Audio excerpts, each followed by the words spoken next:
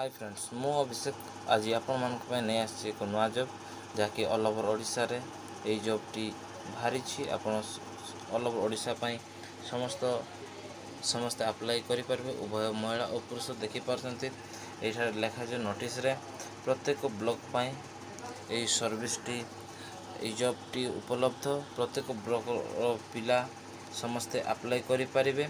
आ block जो block रे काम करेंगे से ब्लॉक जॉब रो ना होची block coordinator. Block coordinator sound park service रो कोऑर्डिनेटर ब्लॉक मध्य रे आपण गोटे कोऑर्डिनेटर हिसाब रे काम करि परिबे। जदि ए जॉब टी अप्लाई करबा चाहछंती ए जॉब रे उभय महिला और पुरुष आवेदन करि परिबे। महिला और पुरुष मध्य रे शुद्ध शांतिशिष्ट हेबार आवश्यकता बोली कहा जाए। योग्यता जदि आपण महिला और पुरुष अप्लाई करूछंती ताहले मैट्रिक पास कंप्यूटर उपरे किछि साधारण ज्ञान थिबार आवश्यक आउ ओडिया हिंदी भाषा रे कथबार्ता हेई परथिबा दरकार। आशा करे मु समस्ते यह करि पारथिबे। कंप्यूटर उपरे मध्य आपणकर साधारण ज्ञान थाए। जो माने ब्लॉक पे आवेदन करिवे से माने से ब्लॉक रो बासिंदा हेबार आवश्यक बोली कहे।